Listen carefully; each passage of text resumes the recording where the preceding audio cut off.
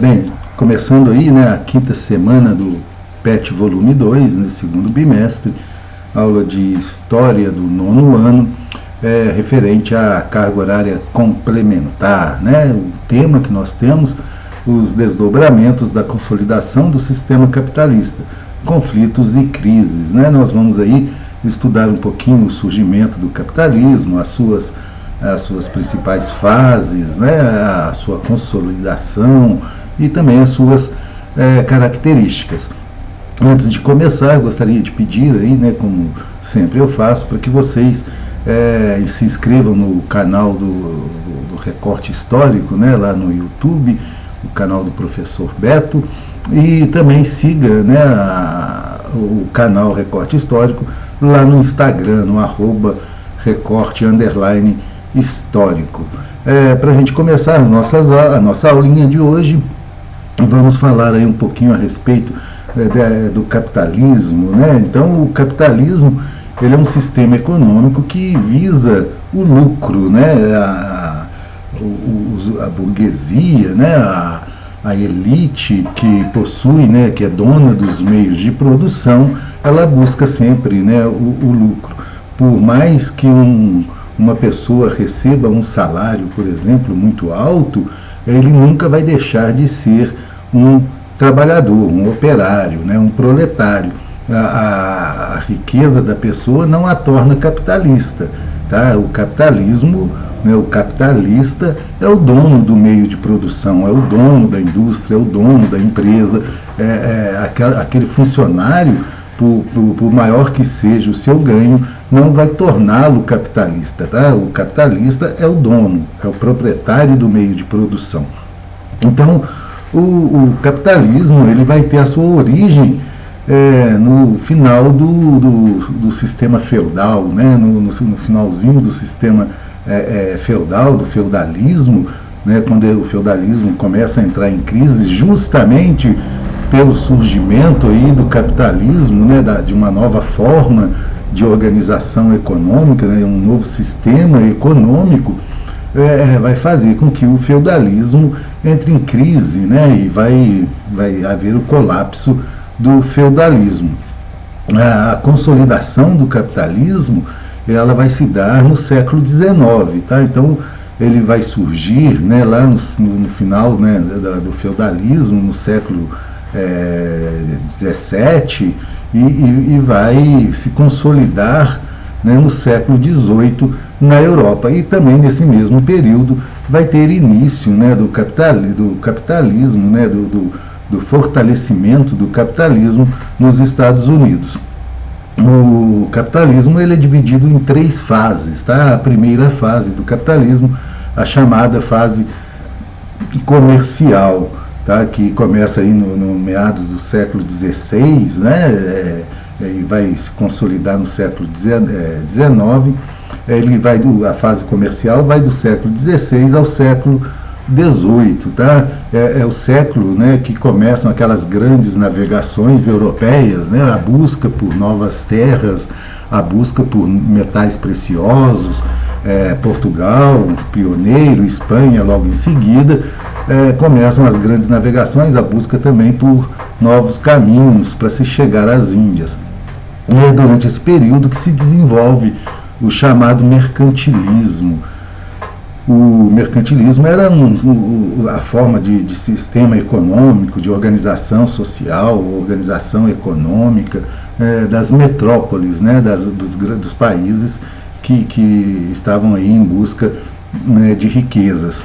Tá aí algumas características do mercantilismo: o metalismo, né, que é a busca por metais preciosos, né, principalmente ouro, prata, né? Tanto que a gente vê que quando os europeus chegaram aqui na América, a primeira riqueza que eles tentavam encontrar era o ouro, era a prata. Por quê?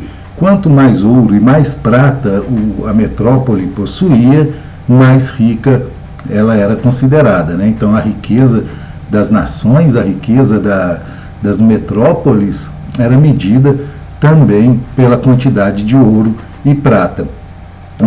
Uma outra forma, né, de se medir essa riqueza era a quantidade de colônias que essas metrópoles possuíam.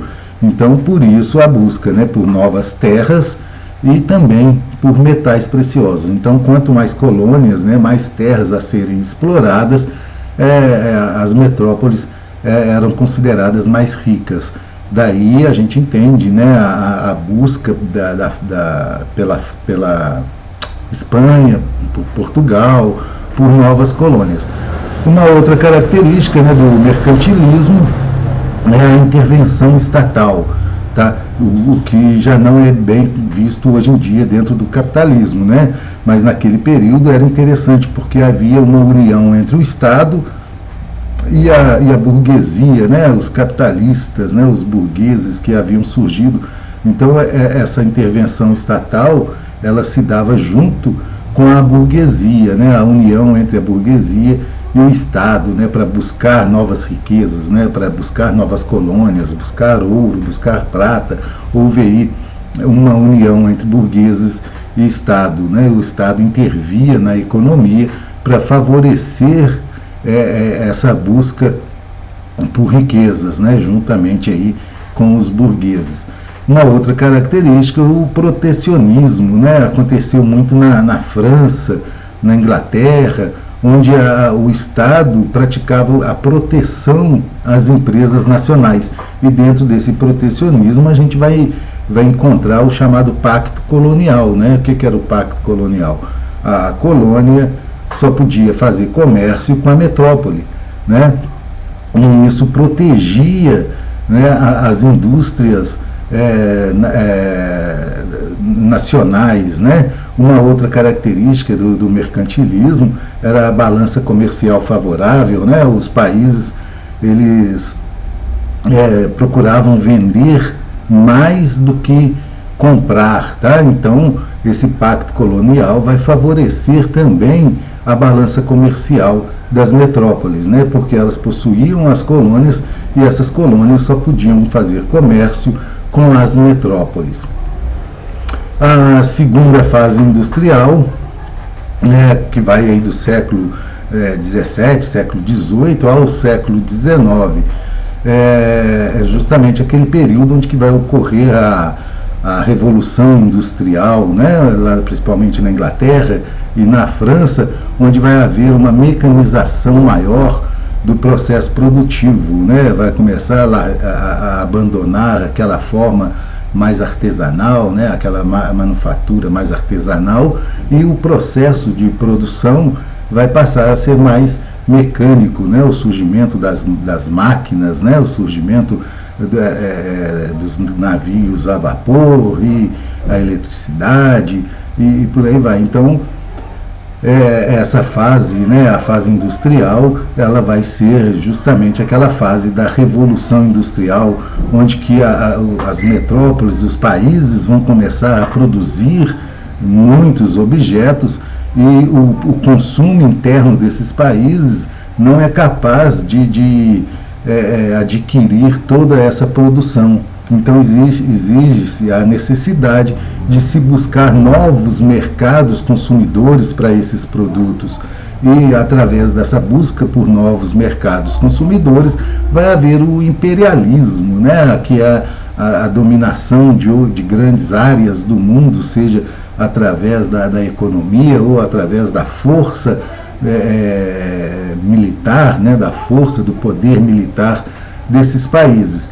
Vão dominar aí a África, a Ásia, né, a América, que também já era ali colonizada pelos europeus. Então vai haver o imperialismo, né, que é o domínio forçado ou através também, né, de um poder econômico, né, de influência de um país sobre o outro.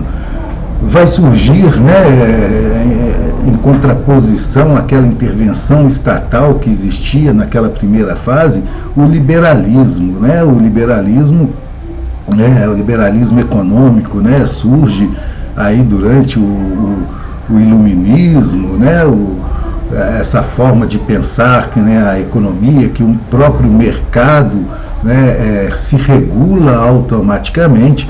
Então vai surgir aí o liberalismo em contraposição, né, em contraposição à intervenção estatal, né, a chamada livre concorrência, a não intervenção do Estado na economia. Então a segunda fase industrial, tá? Só recapitulando rapidamente, junto aí com a Revolução Industrial, surge o imperialismo e o liberalismo econômico, né? Junto aí com a não intervenção estatal e a livre concorrência. A terceira fase, chamado, né, o capitalismo financeiro, tá? Já vai ocorrer aí no século XX, né? Nos anos de 1900, vai haver aí uma fusão, né, entre os bancos e as indústrias, né, que vão ter aí o papel dominante do mercado, né? Vai o crescimento, né, a partir da segunda fase das indústrias e também o fortalecimento do sistema bancário. Então esses dois grupos, né, bancos e indústrias, vão exercer o papel dominante na economia. Surge, né, a união de várias indústrias em uma só, o chamado oligopólios, né, e os monopólios, que é o domínio, né, o monopólio é o domínio de uma única indústria em determinado ramo de comércio, né. Vamos dar um exemplo assim rápido. Aqui em Minas Gerais, né, quem detém aí a distribuição, né, de energia elétrica é somente a CEMIG, né. Então é um monopólio da CEMIG, tá? E também os oligopólios. Oligos são poucos, né? Então, oligopólios é um pequeno grupo de indústrias que dominam determinado setor da sociedade, tá? Vamos dar um exemplo rápido, né? Assim, bem banal. Cerveja, por exemplo.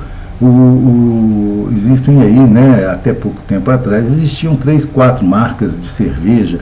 Então era um oligopólio, né, aquele pequeno grupo ali, né, de indústrias que vendiam determinado refrigerante ou determinada cerveja, e isso é chamado de oligopólio, né, o domínio de um pequeno grupo. Então, com a industrialização, com o crescimento de algumas indústrias, né, algumas indústrias iam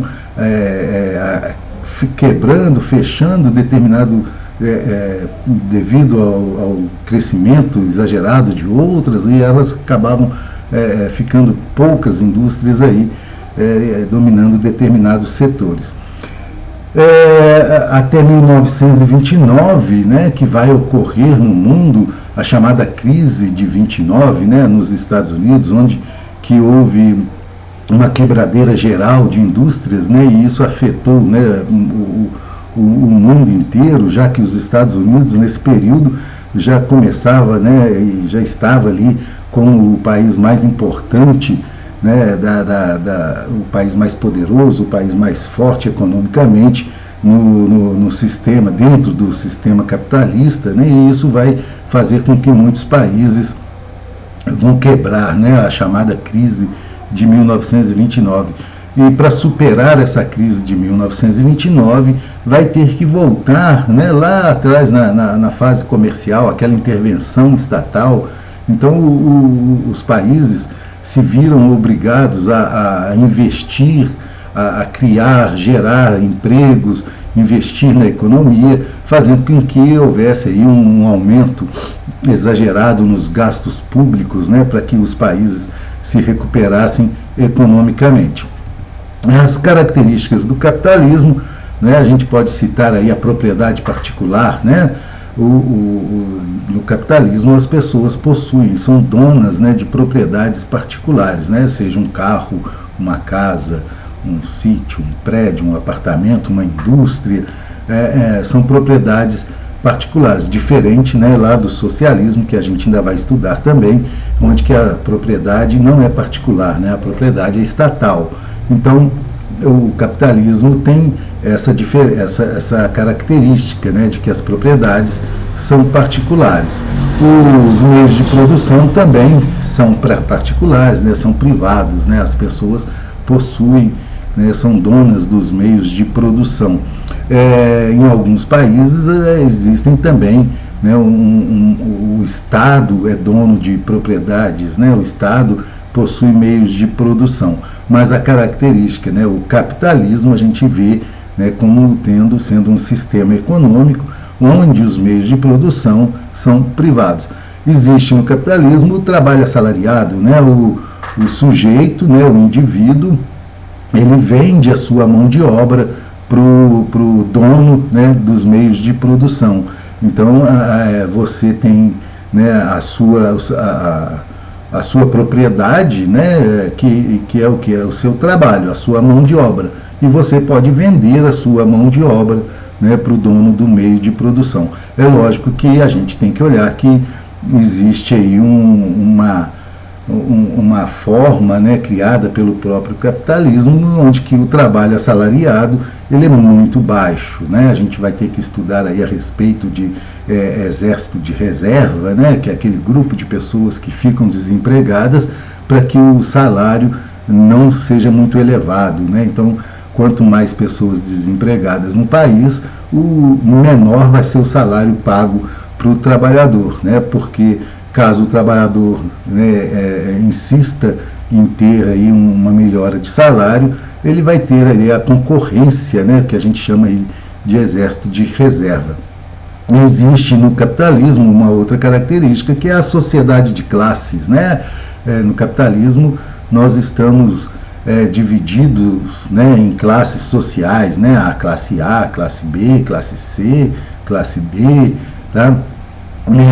Sempre medida, né, essas classes elas são medidas pela quantidade, né, de dinheiro que as pessoas possuem, né? Então, quanto mais dinheiro você possui, a sua classe vai ser mais alta, né? Então, pode ver que a pirâmide, né, social dos países ela é bem aguda, né? Porque a classe social rica ela vai ser muito menor do que os trabalhadores, tá? Uma outra característica, o pluripartidarismo, né? No capitalismo existe uma quantidade, né, de partidos políticos, né? Diferente, por exemplo, do comunismo, né, onde que existe somente um partido político, né? Por exemplo, lá na União Soviética só existia o Partido Comunista. No capitalismo é diferente, né? Existe a possibilidade de se ter vários partidos políticos, o que nem sempre é bom, né? Porque acabam criando aí condições para troca de favores, né? Para venda de legenda, venda de horário de televisão. Então, o pluripartidarismo, com essa grande quantidade de partidos como existe no Brasil, nem sempre é muito saudável. A lei da oferta e procura. O que é lei da oferta e procura? Isso vai estar relacionado ao preço de determinados produtos, né? Quanto maior a oferta de um produto e menor a procura, mais baixo é o valor desse produto. E o inverso também, né? Quanto maior a procura por determinado produto e menor a sua oferta, o preço vai elevar. Exemplo, né? Ultimamente a carne, né? Hoje em dia o preço da carne no Brasil é um absurdo. Por quê? Existe pouca oferta de carne e procura. Como a procura é grande, o preço da carne vai ser mais caro, né? Porque os empresários, né, os donos dos meios de produção, estão preferindo exportar a carne brasileira do que ofertar a carne aqui no mercado interno. O liberalismo, né, que é a livre iniciativa, né? Então a gente vive aí, né, o chamado neoliberalismo, onde que a iniciativa, né, a criação de políticas, né, de empresas, né, ou de indústrias é livre, né? Você tem o direito de abrir um comércio, abrir uma indústria, abrir uma empresa. É claro que a gente não consegue, porque não tem dinheiro, né? O dinheiro é concentrado naquela classe que a gente falou, né? Na classe A, né? Na elite. Isso aí a gente fica somente na ideia, na teoria, né? De que existe essa liberdade para as pessoas, né? O que realmente não existe. Essa liberdade ela é controlada pelo poder econômico. uma outra característica, economia de mercado, foi aquilo que nós falamos, né? O próprio mercado regula a economia, ou seja, né, a gente também não percebe, né, isso fica bem bonito, bem interessante no papel, mas na realidade não funciona. O próprio mercado vai controlar o preço, né, dos produtos, né? O próprio mercado, a chamada mão invisível do mercado, ela controla os preços, como assim, né? Um exemplo, vamos voltar lá à carne. O que aconteceria na teoria do capitalismo? O preço da carne está muito caro. Então, o que é a tendência? As pessoas não comprarem carne, porque o preço está caro. Então, como as pessoas não compram, vai sobrar carne. Então, o preço da carne tende a diminuir. Por quê? Porque não tem ninguém comprando, então o dono do meio de produção, né, o dono do supermercado, ele vai se ver obrigado a diminuir o preço para poder vender. Tá? Mas só que a gente não vê isso na realidade, né? O preço se mantém porque existe uma elite que consegue comprar a carne nesse preço. Então eles diminuem a oferta, né? A oferta cai e o preço se mantém, né? Então essa economia de mercado, esse controle, essa tal de mão invisível que existe, né, do controle do mercado de determinado país, é um pouco, né, na teoria. Na prática existem aí formas de burlar, né, essa economia de mercado. Assim a gente termina, né, a nossa aula. Mais uma vez, né, eu peço para se inscrever lá no canal, nos acompanhar e também seguir, né, o Recorte Histórico lá no Instagram. Para encerrar aqui, nós vimos hoje então a respeito aí do capitalismo, né, as suas fases, as suas características, a sua consolidação e o seu surgimento lá com o colapso do sistema feudal. Um abraço a todos e até a próxima aula.